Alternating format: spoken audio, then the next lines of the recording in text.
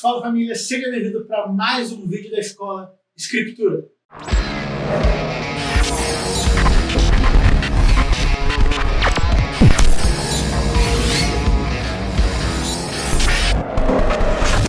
E hoje nós vamos continuar falando a respeito das doutrinas básicas da fé. Estamos indo para o nosso terceiro vídeo, para o nosso terceiro ensino, onde hoje nós vamos aprender a respeito de batismos. Sim, batismos faz parte de uma das doutrinas básicas elementares da fé. E hoje nós vamos aprender um pouco mais sobre esse assunto. Porque é interessante porque a palavra batismos ela está no plural e nós precisamos entender que é exatamente isso que Deus quer nos ensinar. Né? Existem vários tipos de batismo, né? Porém todos estão interligados e eles nos mostram, na realidade, que há especificamente, de forma direta, 3 tipos de batismo na Bíblia. O batismo nas águas, que é o ato de expressar publicamente, isto é, exteriorizar para as pessoas o que de fato aconteceu no seu interior. O segundo, o batismo com o Espírito Santo, que é a imersão do Espírito recriado do homem no Espírito Santo de Deus, né? A promessa do Pai, é o dom do Espírito, o revestimento de poder que eu e você conhecemos. Ou então, o batismo com fogo. É por isso que nós vamos estudar, agora nós vamos aprender um pouco a respeito desse batismo. Né? A palavra batismo no original, ela vem de uma palavra grega, que é a palavra baptismos, que significa imergir, ou estar imerso em algo. Né? É por isso que batizar fala sobre imergir a pessoa em uma realidade, né? O que nós conhecemos na realidade da palavra, seja ela no tipo de batismo que nós estivermos inseridos, né? Nós podemos, por exemplo, estar batizados em Cristo Jesus, né? Que nós chamamos de novo nascimento, que é o batismo em Cristo. Quando nós aceitamos Jesus, nós estamos totalmente enxertados e mergulhados nas realidades de Cristo ali, nós estamos batizados nele, né? Ali é o processo do novo nascimento. Por isso que a palavra batismos, ela está no plural, e a gente vai ver essa realidade em muitas áreas da nossa vida na Bíblia. Porém, de forma direta, a gente vai falar de 3, que é o batismo nas águas, o batismo com o Espírito Santo e o batismo com fogo. A primeira realidade que nós vamos falar sobre hoje é o batismo nas águas, né? Lá em Levíticos, no capítulo 15, no versículo 13, vai dizer assim: quando o homem sarar do seu fluxo, contará 7 dias para a sua purificação, lavará suas roupas e se banhará em água corrente e ficará pronto. Aqui já é um indício do Antigo Testamento a respeito do batismo nas águas, sobre o ato de purificação exterior do homem. Quando ele tivesse um pecado, quando ele tivesse com alguma doença, ele tinha que se lavar em água corrente para que ali sim ele pudesse ser considerado puro diante do povo e diante principalmente dos sacerdotes e de Deus. Então, você vê que aqui é um simbolismo do Antigo Testamento que aponta para uma realidade do Novo, onde o batismo ele tem esse simbolismo. É por isso que muitas igrejas, inclusive, gostam de realizar o batismo em água corrente, não em água parada. Só que nós sabemos que isso aqui não tem muito a ver, não faz muito sentido. Era mais por conta da época, né, culturalmente falando. Mas hoje nós entendemos que o batismo é um ato de expressão pública da fé que a gente diz ter. A primeira coisa que a gente entende é que o batismo nas águas ele é uma ordenança de Jesus. Né? É uma ordenação clara de Jesus para que todo aquele que crê seja batizado nas águas. Então, essa pessoa que ela é batizada, ela está expressando publicamente aquilo que já aconteceu dentro dela. Amém? Além de ser uma ordenança, também é um selo da fé. Então, o batismo nas águas, ele também é um selo da nossa fé, de acordo com a palavra de Deus, né? É por isso que nós precisamos entender isso aqui. Ok, um outro exemplo. O batismo nas águas também, ele é a circuncisão do coração. Porque no Velho Testamento, os judeus tinham como selo da sua fé a circuncisão, né? E no Novo Testamento, a circuncisão ela foi suprimida, sendo vista simbolicamente no batismo. É por isso que hoje em dia, quando a gente crê, a gente não precisa ser circuncidado, né? O homem, como era no Antigo Testamento. Quando a gente crê, a gente aceita Jesus, a gente é batizado nas águas, e esse batismo é visto como uma circuncisão no coração. Eu estou expressando publicamente aquilo que já aconteceu dentro.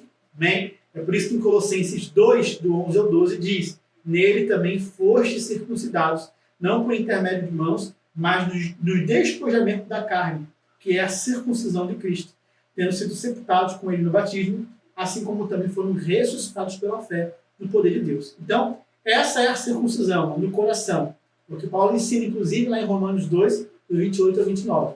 Esse é a circuncisão do coração que nós chamamos de batismo nas águas. Então, nós precisamos entender isso. O batismo também ele é uma identificação com Cristo. Nós nos identificamos com Jesus, nós entendemos que a nossa vida é uma vida totalmente enraizada e projetada nele. Então, de forma natural, nós vamos expressar esse estilo de vida e confessar ele publicamente para todas as pessoas. E existe uma grande pergunta que as pessoas costumam dizer, né? Elas costumam perguntar quem pode se batizar? Para quem é o batismo? A explicação anterior, ela responde essa indagação, né? Porque é todo aquele que crê, é todo aquele que pela fé se identifica com a obra de Jesus. Aquelas pessoas que creram em Cristo, se identificaram com Jesus, essas pessoas estão aptas para se batizar, né? Não existe muita regra, biblicamente falando, para que a pessoa se batize nas águas. O que existe é uma identificação genuína pela fé em Cristo Jesus. Se você se identificou com Cristo, se você entendeu que essa é a vida que você quer ter, esse é o padrão, esse é o estilo de vida, simples, você pode se batizar, né? Nós vemos, por exemplo, isso lá em Atos 8, do 36 ao 37, quando Filipe ele vai batizar ali o etíope, que pergunta para ele, aqui tem água, o que impede que eu seja batizado? E Filipe fala, apenas se você crê de todo o coração. Então Filipe ali entende que o que dava a legalidade para aquele homem se batizar era simplesmente o ato de crer de todo o coração na pessoa de Jesus. Então, o que eu preciso para me batizar? Simples, crer que Cristo é tudo que eu quero, que eu preciso. Então eu me identifico com isso e eu vou expressar publicamente essa fé que já existe dentro de mim. Então, é isso que a gente precisa entender, né? E tem uma outra pergunta que as pessoas fazem, né? Como que se batiza? Né? Porque existe aquele famoso batismo por aspersão, né? Que aspira a água à pessoa. Nós entendemos aqui que batismo é imergir, é estar imerso nas águas. Então, há uma necessidade da pessoa imergir, de acordo com um princípio bíblico. Mas é claro que existem algumas exceções.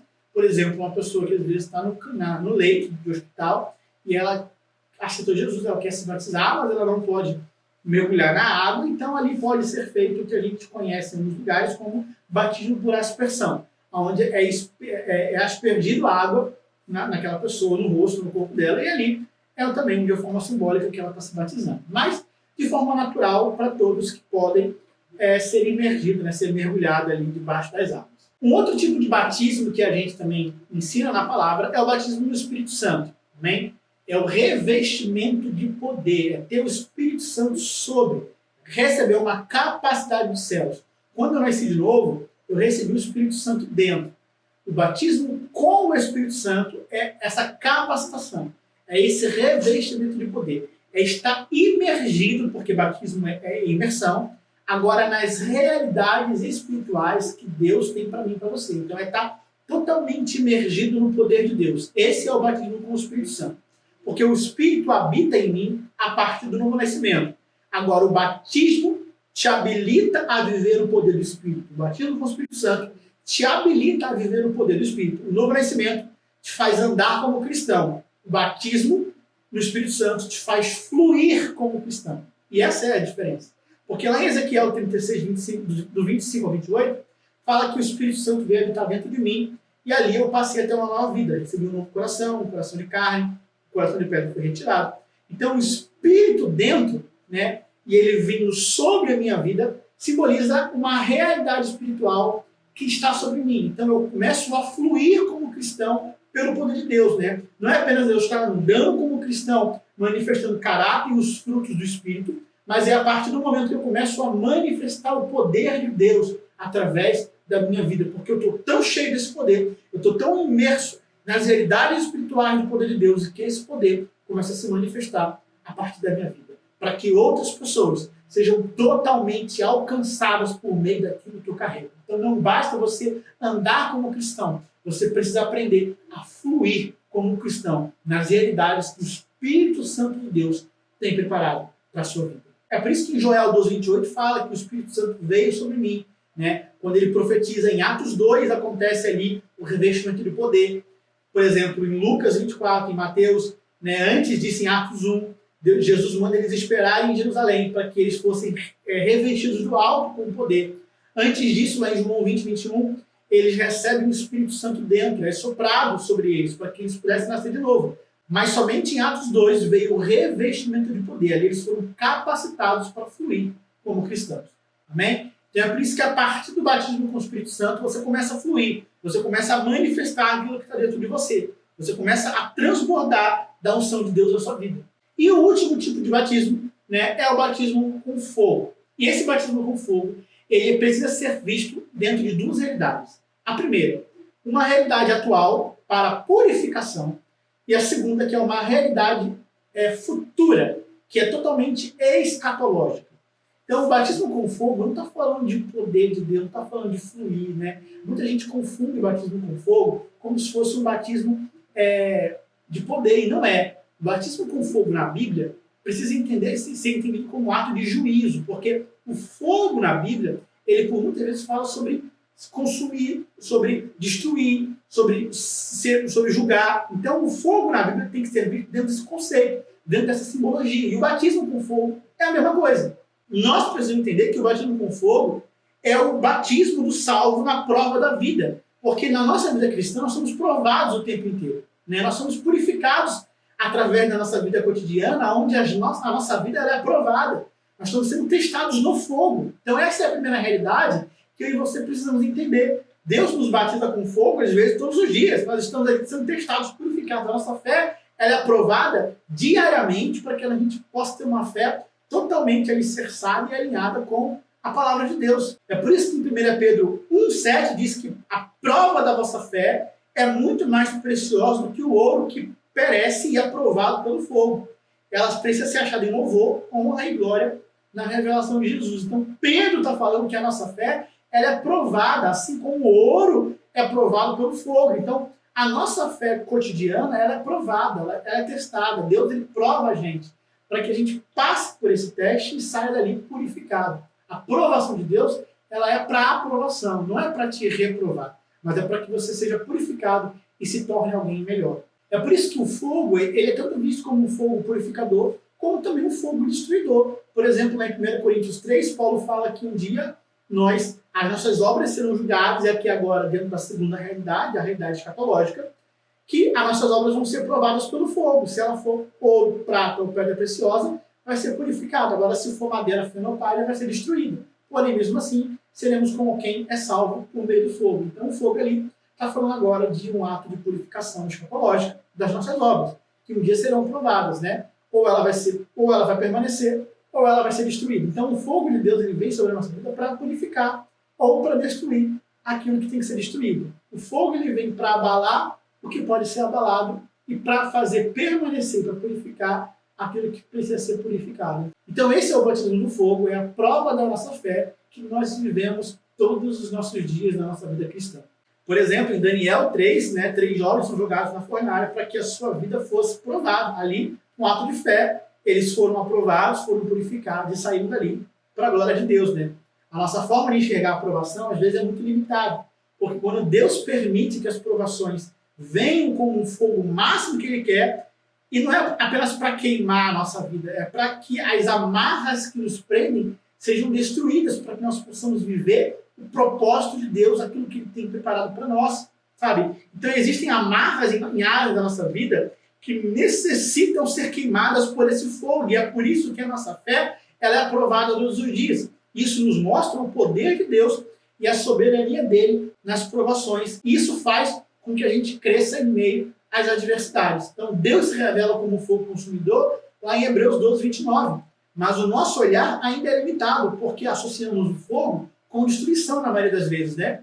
Sendo que o fogo só destrói o que pode ser destruído e purifica o que tem que ser purificado. Então, o que é para ser destruído de Deus na sua vida vai ser destruído. Agora, o que tem que permanecer, vai permanecer. Então, permita que esse fogo abale, destrua o que tem que ser destruído, mas para que ele faça permanecer o que pode permanecer na sua vida, aquilo que é de Deus para você. Tudo que for inútil em nossa vida não vai permanecer. O fogo não consome tudo, apenas aquilo que é necessário, porque a nossa fé está sendo provada diariamente, sabe? Então, nós precisamos entender isso na nossa vida cristã, para que o fogo de Deus nos purifique e esse batismo aconteça na nossa vida. Então, eu espero que você tenha entendido muito bem aqui nessa aula a respeito desses 3 tipos de batismo. É claro que eu não pude destrinchar, porque se fosse destrinchar aqui de forma detalhada cada um deles, eu ficaria aqui horas com vocês, mas de forma básica, objetivo para que você possa entender um pouco mais sobre batismos na Bíblia, sobre os tipos de batismo que existem. Então, eu espero que esse vídeo ele tenha te edificado e tenha te ensinado com base na palavra de Deus. Amém? Doutrinas básicas você precisa estudar, você precisa se aprofundar, você precisa buscar. Então, esse conhecimento ele está disponível para você na palavra e em muitos lugares. Só basta você querer. Amém? Não se esqueça de se inscrever no canal, de deixar o seu like, de comentar, de compartilhar esse vídeo com seus amigos, para que mais pessoas sejam alcançadas por meio dessa palavra. E eu espero que você tenha sido abençoado com tudo que foi ensinado aqui para você. Então, que Deus te abençoe, fique na paz e até o próximo vídeo.